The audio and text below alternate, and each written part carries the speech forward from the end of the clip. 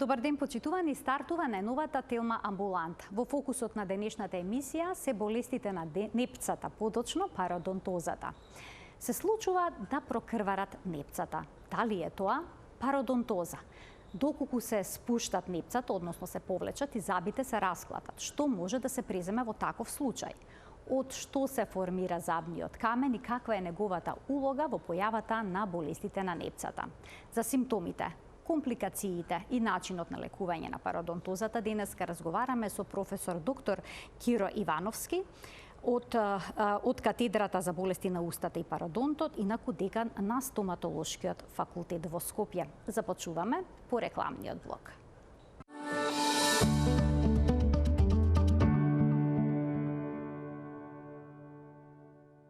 Кога размислуваме за оралното здравје, најчесто забораваме на улогата на здравјето на непцата. Токму за тоа денеска зборуваме со професор доктор Киро Ивановски, декан на стоматолошкиот факултет, специјалист по болести на непцата и пародонтот. Професоре, добар ден, добре дојдовте во студиото на Телма. Добар ден, ви благодарам за поканата за гостување во вашата емисија. Само една мала корекција, специјалист по болести на устата и пародонтот. Болести на устата и пародонтот, токму и од таа катедра всушност доаѓате. И од таа клиника на стоматолошкиот клинички центар. Многу често луѓето се жалат дека имаат некаков проблем со непцата, дека им крварат, чувствуваат болка, додека јадат, па ќе кажат дека имаат джеп околу некој заб. Сега, дали ова е всушност проблем сериозен, односно дали се работи за болест или пак е вовед во болест, во пародонтоза? Да, тоа се најчестите симптоми на кои што се жалат пациентите, а се поврзани со проблемите на пародонтот.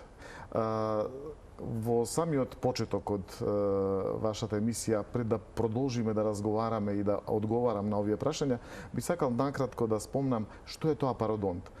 Пародонтот е потпорен апарат на забот.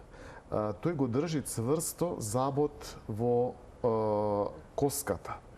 Го сочинуваат неколку ткива, тоа е најпериферното, она што го гледаме во устата, гингивата или забното месо, потоа коската, алвеоларната коска во која што се цврсто сместени корените на забите, сврзните влакна околу коренот на забот кои што го поврзуваат забот со коската и цементот на коренот на забот. Тоа се тие 4 ткива кои што го сочинуваат пародонтот. Заболувањето на овој потпорен апарат е наречено пародонтоза, како што го викаат најчесто нашите сограѓани и граѓани, но стручно ние го нарекуваме таа болест пародонтопатија.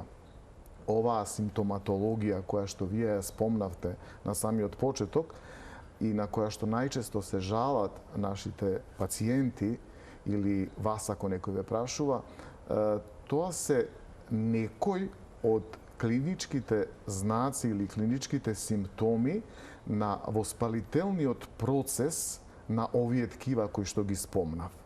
Некој од нив може да бидат многу безазлени, би рекол, не толку многу сериозни, како да речеме што е едно крварење повремено од непцата при четкање на забите или само втиснување на храна помеѓу забите. Тоа може да е знак на едно почетно воспаление на оној најповршен дел од пародонтот, а тоа е забното месо или гингивата. Ако навреме се преземат мерки за да се излекува тоа, ние имаме комплетно излекување на тој воспалителен процес. И тоа е она што е најлесно да се реши при заболувањата на овие потпорни ткива.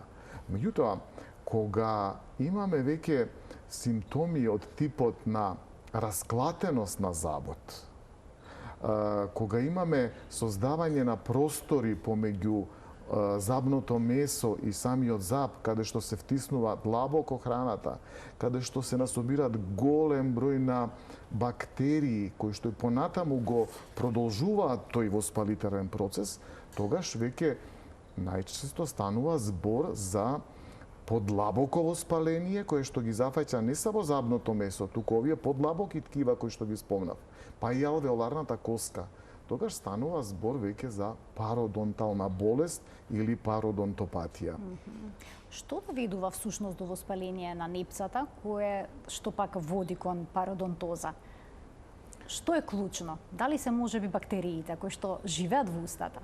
Убаво кажавте што е клучно. Прашањето ви е сосема на место. Клучно и основно, без што нема пародонтопатија, се бактериите кои што се присутни во денталниот плак, во оние наслојки на забите, каде што тие се добро вдомени, би рекол, помеѓу себе добро комуницираат, создаваат едни огромни колонии на бројни бактерии и тие бактерии, ние денеска нема да ги оптеретуваме гледачите со имињата на бактериите, но ние како специјалисти по пародонтологија многу добро и ги знаеме кои се тие бактерии кои што се причинители, најважни причинители за појава на пародонталните заболувања и на гингивитот и на пародонтопатијата. Дали овие бактерии се дел од нашата нормална флора во устата? Така е. Тие се дел од нормалната флора на секоја индивидуа, на секој човек. Значи сите ние ги имаме тие бактерии во устата. Секој од нас има своја специфична орална флора, специфични бактерии во устата. Меѓутоа, кај некој од нас можеби се повеќе присутни тие бактерии кои што се поврзуваат со заболувањата на пародонтот, а кај некој од нас можеби тие бактерии да не бидат присутни. Различна е оралната флора кај различни индивидуи. Но, како и да е, кај секоја индивидуа бактериите присутни во наслојките на забите потекнуваат од нивната собствена бактериска флора. И доколку се остави да се создава тој дентален плак, тие наслојки на забите, без да се отстрануваат соодветно, мноштвото, бројот на бактерии во тие дентални плаки може да достигне милионски броеви, така да тие бактерии се, велиме, основни причинители за појава на воспалителните процеси. Меѓутоа, има и други дополнителни ризик фактори. Денталниот плак не е исто што и забниот камен? Не е исто. Која е разликата? Как визуелно, во што се состои разликата? Денталниот плак се меки, безбојни наслојки, наслаги на забите. Додека пак забниот камен, поради што и најчесто доаѓаат пациентите на нашата клиника или кај стоматолог, тоа се цврсти наслојки на забите, кои што настануваат со минерализирање, со скаменување буквално на тие меки бактериски наслаги. Значи, денталниот плак под дејство на минералите кои што се присутни во плунката и се исталожуваат во денталниот плак, овозможуваат создавање на тој забен камен кој што е видлив во устата на пациентите, кој што може и самиот човек да го види на огледало, најчесто локализиран од внатрешната страна на долните заби, таму најчесто можеме да го забележиме забниот камен. Каква е улогата на забниот камен во формирањето на болестите на непцата?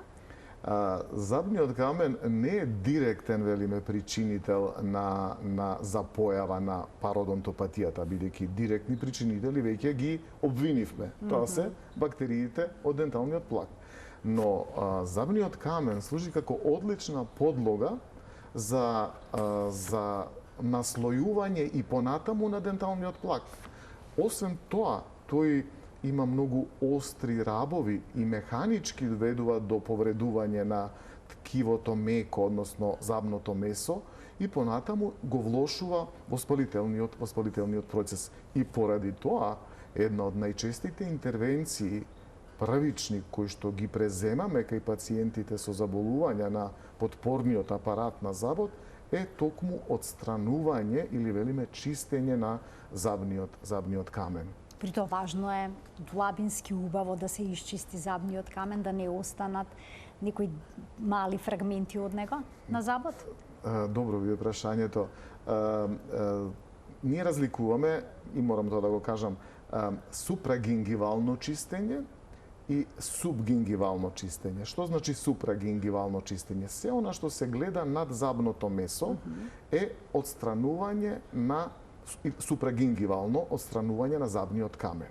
Вие рековте дали треба убаво. Да, секако треба да се влезе и под гингивата, под непцето, под лабоко и да се отстрани тој цврст депозит на коренот на забот што е присутен, бидејќи без негово отстранување, ако веќе е започнат процесот на пародонтопатија, ние нема никакви ефекти во лекувањето да направиме, ако не се отстрани, како што рековте, длабоко. Што некои пациенти велат, ни копа во непцето во забот. Да. И тоа е прилично непријатно, но очигледно е неопходно за квалитетно да се отстрани и тоа е важно за здравјето на непцето. Па и на забите. Во право сте, Марија, некои од пациентите буквално со тие зборови ја опишуваат интервенцијата која што ние ја преземаме во тераписки цели. Но без тоа нема лекување на пародонтопатијата. Мора длабинско убаво да се отстранат сите цврсти депозити, нив ги викаме субгингивални конкременти, тие се на цементот, на коренот на забот, тие се многу цврсто припоени. И ако не се отстранат, нема смирување на воспалителниот процес, нема заздравување. Нивното отстранување, понатаму полирањето, мазнењето на површината на коренот. Значи, необходно е да се исполира потоа. Со нашите инструменти ние по отстранување на цврстите депозити правиме и полирање, мазнење на површината на коренот, за да овозможиме повторно заздравување, односно повторно припојување на она меко ткиво за коренската површина. Тогаш сме ние задоволни од терапискиот протокол кој што сме го спровеле кај пациентот. Колку често треба да го чистиме, да го отстрануваме забниот камен? Знаете, на ова прашање ќе морам да ви одговорам дека е индивидуален пристапот кај секој пациент, бидејќи морам да ги наречам пациенти ако ја имаат болест. Тоа се пациенти со пародонтопатија. Кај некои индивидуи или некои пациенти кои што се добро мотивирани за одржување на орална хигиена и кои што го прават тоа редовно, темелно чистење на забите со стандардните средства за одржување на орална хигиена или дополнителните средства за одржување на орална хигиена, кај таквите индивидуи чистењето на забниот камен, па и чистењето на пародонталните джебови е многу поретко. Тоа може да биде на 6 месеци, на 1 година. Може и подолг период да биде без потреба од чистење на тие цврсти и меки депозити. Но кај луѓе, кај индивидуи кои што имаат пародонтални проблеми, а не соодветно одржувањето на оралната хигиена, има дополнителни ризик фактори, ако се тие пушачи, ако има дополнително и некое општо системско заболување, тогаш тие, велиме, контроли, ние ги нарекуваме контрола на пародонталната болест и чистење, треба да се прави почесто. На 6 месеци, па кај некои дури на 3 месеци. Повеќе фактори влијаат врз тоа кога треба да се прави тоа. Го споминавте денталниот плак, односно забниот плак, исполнет со бактерии кои што всушност доведува до воспаление на непцата. Како пак тој редовно да го отстрануваме? Тука е клучот на нештата, би рекола. Редовното отстранување на бактериските наслојки на забите. Прво, да ги дефинираме што се тие. Тоа е една мека наслојка на забите. И таа добро обучена индивидуа, добро мотивирана тоа да го прави, може да го направи едноставно со, реков, ги спомнав, основните средства за одржување на орална хигиена, а тоа е прво четка за заби и паста за заби. И доколку веќе се зафатени пародонталните ткива со воспалителен процес, задолжително е дополнителни средства за одржување на орална хигиена. Особено значајно за пародонталната болест е интерденталното чистење. Меѓу забите? Да. Но најнапред би сакал накратко неколку совети за одржување на стандардната орална хигиена. Како правилно да ги измиеме, да ги четкаме забите? Тоа е она што... Важна ли е четката? Дали е таа тврда или мека? Кој тип на паста за заби ќе потребиме? Дали дисплакнеме потоа со нешто? Така, од овие неколку работи кои што ги спомнавте, првата работа што ја спомнавте е најважна, а тоа е четката за зъбите. Пастата за зъбите е второстепена, водичките би рекол третостепена, баш токму како што ги набројавте вие.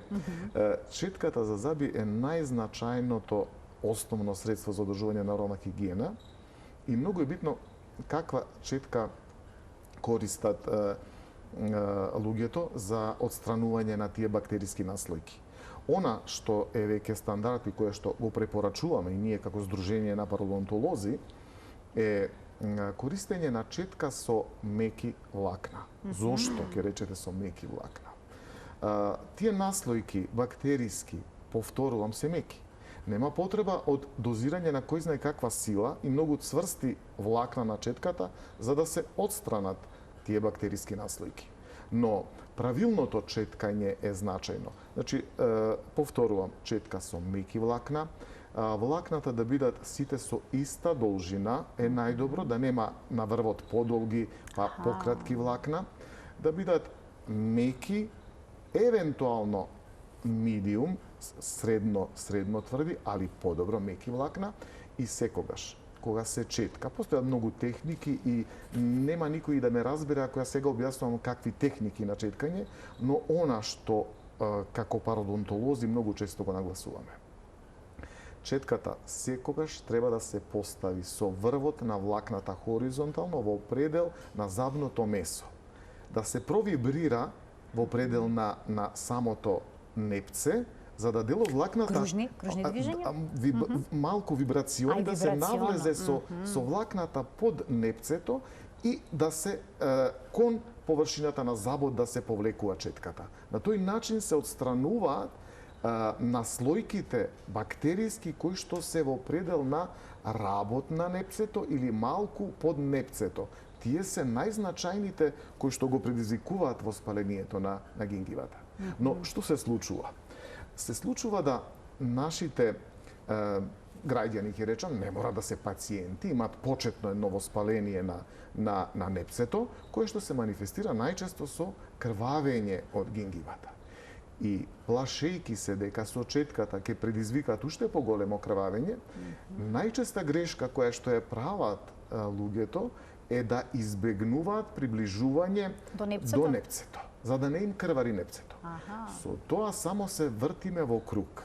Наслојките на бактериските остануваат, уште се зголемуваат, воспалението уште повеќе се продлабочува, крварењето си продолжува, може во некој период и да се смири спонтано, па да не го забележат и кога веќе ќе се расклати зъбот после неколку години, пациентите тогаш да побараат помош, а се можеби од недоволна информираност, и нема да ги окривам граѓаните дека се неинформирани за ова, повеќе сме ние стоматолозите одговорни за да ја проследиме оваа информација која што е многу значајна. Значи, покрај тоа што ќе крварат непцата, упорно тој дел да се измива со четката за зъби. Во право сте. Да се кажам едноставно, во право сте. Тој дел кај што крвари, не треба ние, да речам во наводници крамнички да го приеме, но со влакната од четката во тој дел кај што крвари слободно, затоа спомнав меки влакна. Четки со меки влакна кои што нема да ја повредуваат гингивата, нема да го повредуваат зъбното месо. Дури и како еден вид на масажа ќе се направи со самото протривање во тој дел кај што е воспалението присутно и на тој начин тоа почетно воспаление можеме да го решиме само со една добра орална хигиена. Професоре, тука доаѓа на ред и зъбниот конец. Поделени се ставовите дали треба да се употребува или не. Некои велат дека нема никакви бенефити од него, дека дури може да дојде до оштетување на зъбното непце. Други пак инсистираат дека мора да биде дел од оралната секојдневна хигиена. Што вие препорачувате? Зъбен конец да или не? Вака со два одговори да или не, ако морам да одговорам, ќе речам не. Но морам малце да го образложам тоа. Зъбниот конец се користи за интердентално чистење, за отстранување на оние наслојки кои што се на просторите од забите кои што се недостапни за обичната четка за заби. Со обичната четка за заби ние ги миеме трите површини од забите. Онаа гризната, предната и оралната, внатрешната страна. Тоа се три површини од забите. А забот има 5 површини. Оние страничните површини ние не можеме да ги допреме со четката. Затоа е потребно тоа интердентално чистење. Вашето прашање беше конкретно за забниот конец. Забниот конец се користи, реков, за отстранување на тие наслојки од интерденталните простори. Меѓутоа, она што е проблематично кај забниот конец е што со него може да се направат, би рекол, сериозни повреди на она меко забно месо кога се внесува забниот конец помеѓу два заби. Доколку луѓето не се доволно инструирани, обучени тоа да го прават, најчесто конецот силно се втиснува помеѓу непцето и забот. Доаѓа до крварење. И доаѓа до крварење и го оштетува она припојување на непцето за забот. Затоа во старт ви одговорив не. Затоа што постојат подобри средства за чистење на просторите помеѓу забите.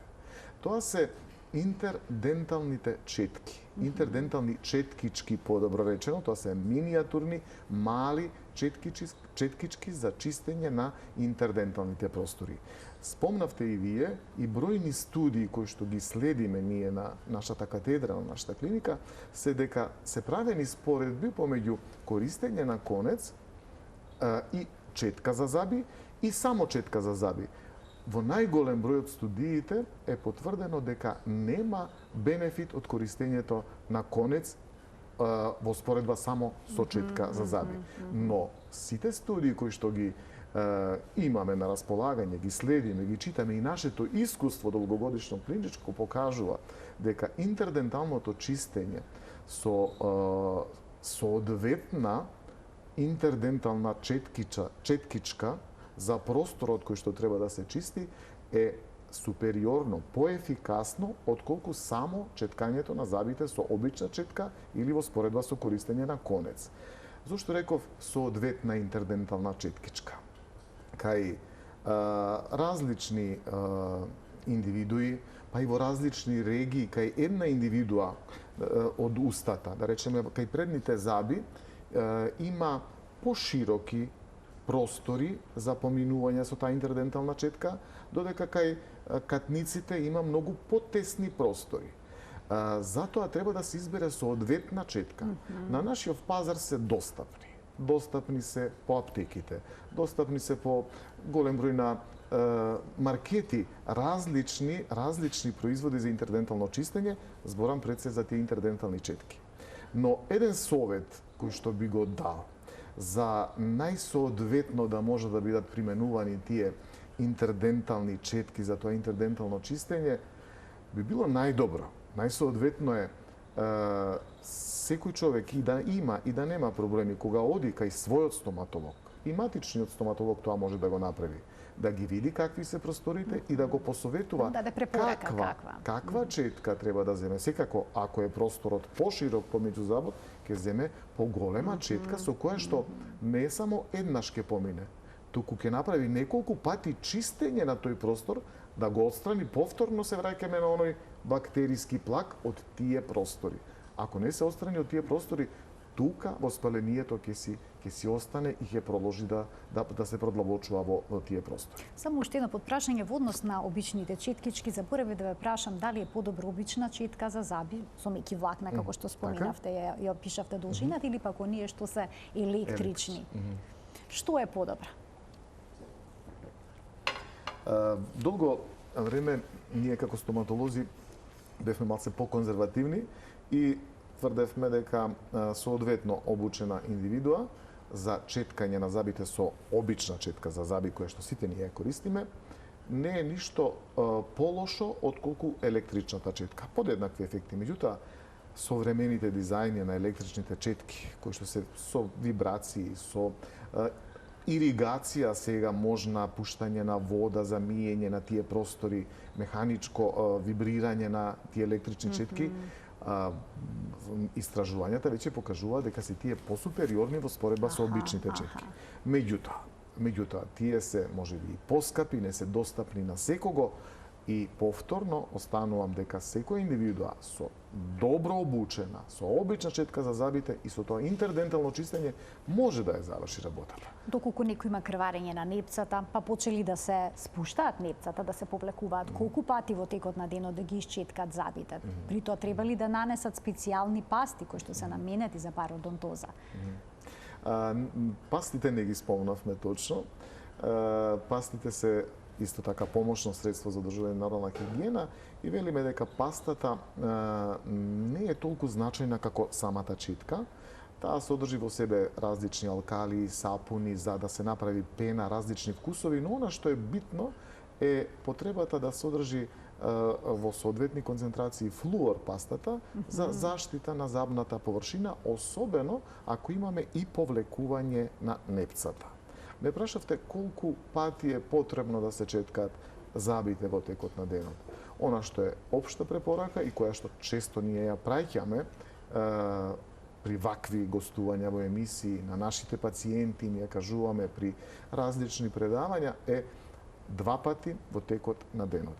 Од сабајле да се исчеткаат зъбите, но да се исчеткаат темелно, правилно, онака како што стоматологот ќе препорача, и секако навечер четкањето пред спиење е можеби уште позначајно, бидејќи следи еден период на сон кога нема активност во устата и кога треба да бидат темелно исчеткани зъбите, нема активност затоа што нема дури ни лачење на плунка во тој период, нема само чистење во оралната празнина и во тој период треба комплетно да бидат исчистени сите површини од зъбите. Да се исчетка и јазикот? Јазикот, благодарам за што ме подсетивте, може би заборави во моето излагање. Голем број од овие бактерии кои што ги спомнавме дека се присутни во наслојките на зъбите, се присутни и на горната површина на јазикот. Во тие јазикот, ако го погледнете, има беличаст барчунаст изглед. Таму во тие подлабоки простори се присутни бактериски наслојки. И затоа е добро, освен четкањето на зъбите, со четката за зъбите да се помине и по горната површина за јазикот. Но за јазикот постојат и специјални други чистачи кои што се најчесто пластични, во секоја аптека можете да ги најдете за убаво да се исчисти површината на јазикот. Професоре, доколку дошло до спуштање на непцето, што е и естетски проблем, освен здравствен, и зъбите почеле да се расклатуваат, што може да се преземе? Може ли тоа да се спречи? Да се поништат, да речеме, последиците од пародонтозата, да се врати во нормала, повторно да се крене непцето? Знаете што, кога веќе дошло до оголување на зъбите и расклатеност на зъбите, значи дека веќе е зафатена алвеоларната коска. Да вратиме потполно назад, да регенерираме комплетно, е речиси невозможно. Знаете, има една многу добра споредба, која што сега еден мој колега од Загреб, кој што беше присутен во Скопје, ја кажа, и тоа е така. Груба споредба на пародонтопатијата можеме да направиме со дијабетот. Кога имаме само воспаление на гингивата и го лекуваме, ние имаме излекување во потполност. Враќаме се назад, во здраво. Меѓутоа, кога болеста прогредирала, напреднала, ја зафатила коската, која што го држи цврсто забот, доаѓа до губење на коската, велиме ресорпција на коската, создавање на длабоки џебови, враќање назад комплетно, речиси да не можеме да постигнеме. Значи, дијабетот, кога ќе го добие некоја индивидуа, го има цел живот. Меѓутоа, може да доживее длабока старост со дијабет. Како ќе ја доживее длабоката старост со дијабет? Ако е контролиран дијабетот, ако ние ја контролираме пародонтопатијата, соодветно, пациентот до возраст од 80 па и 90 години може да ги има своите природни зъби. Ме разбирате? Тоа е таа една, би рекол, вообичаена споредба со дијабетот. Контролирана пародонтопатија може да му овозможи на пациентот да доживее длабока старост со своите природни зъби. Но, конкретно на вашето прашање, дали може да се подигне непцето, ме прашавте. постојат современи оперативни техники кои што на нашата клиника се преземат во зависност од состојбата, велиме за прекривање на оголените корени. А тоа наедноставно се прави со земање на дел од ткивото од натрешната страна на горната вилица, тоа е автотрансплантат, така наречен. Од собственото ткиво се пренесува на местото каде што е оголен коренот на забот. Тоа се автотрансплантати, тоа е мукогингивална хирургија, која што се спроведува и на нашата клиника. Некои од моите колешки тоа го прават и тоа не е нешто што е невозможно. Дури современата терапија на пародонтопатијата овозможува делумно регенерирање на ткивата, па дури и на алвеоларната коска, која што е ткиво, која што најтешко се регенерира, се обновува. Постојат сега современи техники, современи препарати кои што се ставаат во тие дефекти, за да се овозможи да се поттикне регенерацијата. Но пак ќе се вратам, комплетна регенерација кај напредната пародонтопатија не можеме да очекуваме. А колку често треба да се третираат џебовите што се формираат околу одредени заби? Честотата на третманот на џебовите зависи од честотата на нивното активирање. Кај некои индивидуи, ќе се вратам повторно на оралната хигиена, кои што добро одржуваат орална хигиена, активирањето на болеста, би рекол, е многу по-ретко. Може да поминат 9 месеци, 10 месеци, година, да нема активност на пародонталните џебови, па и повеќе години. Ако добро се одржува оралната хигиена, ако имаме добро зачувано општо здравје, нема некој дополнителен системски фактор од типот на дијабет, од типот на пушење. Пушењето е многу значаен фактор кој што доведува до брзо активирање. А ако имаме пушач кој што не може да ги го остави цигарите и покрај нашите препораки и покрај штетното дејство кое што го има за општото здравје, ако има системски некој друг фактор кој што го намалува имунитетот и овозможува активирање многу брзо на тие пародонтални џебови, тогаш чистењето на џеповите ќе треба да биде на 3 месеци, на 4 месеци. А затоа е тука стоматологот, кој што прави проценка, ги проценува ризиците кај пациентот какви се, согледува како одржува тој орална хигиена, колку е напредната болеста и точно детерминира, му кажува на својот пациент, вие треба да дојдете за 3 месеци. Зошто? Затоа што пушите, не ги оставивте цигарите. Гледам дека тука имате дополнителни некои фактори кои што влијаат да дојде до активирање на болеста и затоа мора да се видиме на 3 месеци. Но гледаме дека пациентот е непушач, одлично одржува орална хигиена, нема дополнителни системски фактори, мотивиран е за да го одржува оралното здравје, сосема доволно е една година да се видиме на една година, да провериме каква е состојбата на вашиот пародонт. Јас работам долги години на клиниката за болести на устата и пародонтот, кај што, би рекол, се третира ова заболување и ние пародонтолозите стануваме пријатели со нашите пациенти. Толку често се гледате? Затоа што јас, да ви кажам, 33 години работам. Имам пациенти кои што ги следам 33 години.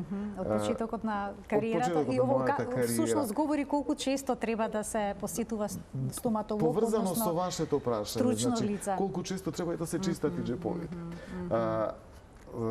Следејќи ја состојбата на нашите пациенти, каква е состојбата на пародонтот, ние така ги закажуваме и со години ги водиме всушност за да моето задоволство, верувајте, дека е кога ќе ги видам после 30 години, значи некои пациенти со нивните природни заби во устата, а болеста веќе започнала во тој период во младоста, но сме ја ставиле под контрола. И тие до крај ќе се останат со своите природни заби во устата, затоа што имаме мотивиран пациент кој што се придржува на нашите препораки. И вие неколку пати прашавте на колку пати треба да се чистат, точно, тоа е многу значајно. тие редовни контролни прегледи кај пациентите. Ние тоа го нарекуваме тоа ни е фаза од терапијата на одржување на постигнатите резултати. Сме постигнале некаков резултат во третманот, но тој треба да го одржуваме. Како ќе го одржуваме? Ќе го одржуваме на тој начин што ќе проверуваме на соодветен временски период колку пациентот се придржува кон нашите препораки и дали имаме стагнација, нема напредување на болеста или имаме активирање на болеста. Професоре, но што ако некој пациент загуби заб, еден или два? Што може да се направи доколку болести понатаму е активна? Еве, тој не е толку мотивиран за да одржува орална хигиена, да оди редовно на вакви прегледи за чистење на плакот и џебовите. Може ли да се стави имплант кај него? Или пак мост? Покрај оние компликации кои што пародонтопатијата ги дава и врз системското здравје, една од најлошите компликации по оралното здравје е губењето на забот. Кај некои од пациентите, како што рековте, кои што не се мотивирани и понатаму не доаѓаат редовно на контролни прегледи, краен исход од нетретирана пародонтопатија е губење на забот. Што во такви случаи? Знаете, самата пародонтопатија води и кон губење на коската, поради тоа и се губи забот. Ние сме тука лимитирани со можноста за ставање на имплант. За да се стави имплант треба да имаме доволно ниво на очувана коска, бидејќи имплантот буквално се вметнува во коската. Имплантот треба да имаме доволно ниво на коска за да го држи тој имплант цврсто тука. И тука постојат модалитети, ставање на вештачка коска, има решение за се. Но друга опција е ставање, премостување на изгубениот заб или изгубените заби со вештачки надоместок, а тоа е најчесто мост. Но услов за да се стави мост е тие заби кои што ќе го носат мостот, кои што ќе го пребостат празниот простор, да имаат здрав пародонт. Се враќаме повторно на почетокот. На почетокот, така. Зошто? Тоа ви е исто како да земете да градите куќа, да градите зграда, а да немате соодветен темел. Пародонтот е всушност темелот на забот.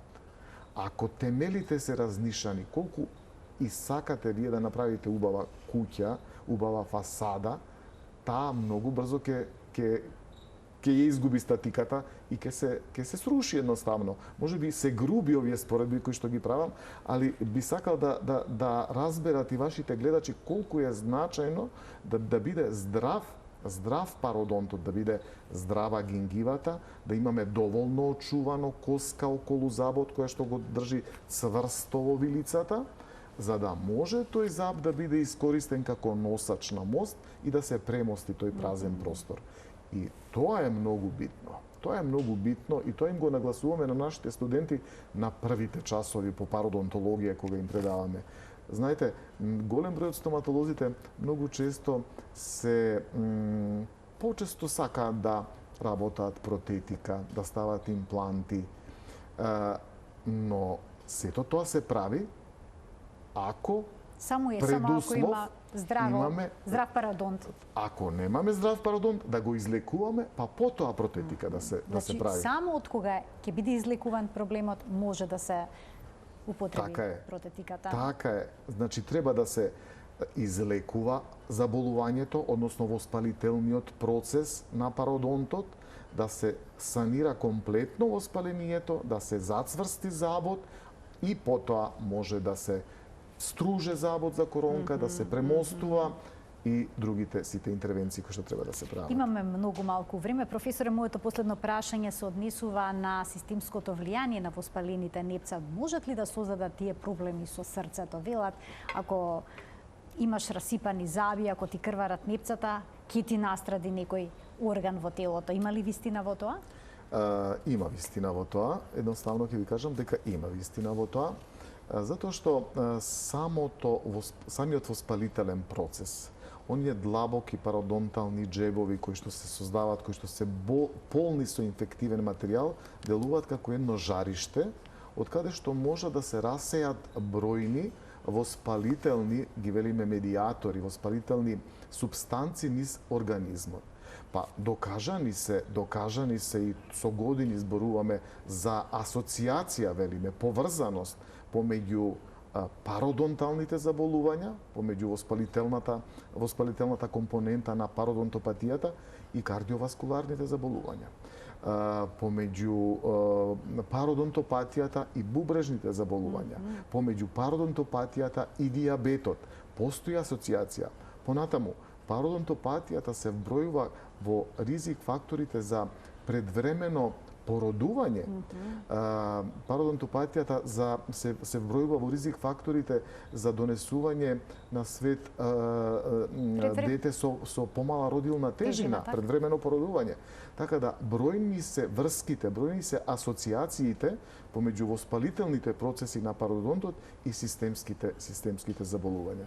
Јас ви благодарам многу за овие прекрасни појаснувања на оваа сложена тема. Измина времето. Измина времето, остана уште многу работи недокажани. Професоре, се надевам дека повторно ќе бидете гостин во студиото на Телма. Ви благодарам уште еднаш за поканата. За ова може долго да се збори на вистина. Вие убаво сте ги систематизирале прашањата кои што беа добри за вашите гледачи да разберат. Се надевам колку што може поедноставно зборува за да може да ме разберат гледачите. Дека е клучна оралната хигиена. Од тука се стартува. Ви благодарам уште еднаш за гостувањето. Благодарам и на вас. Почитувани, тука заокружуваме денешната Телма амбуланта. Ви посакувам да имате пријатен ден.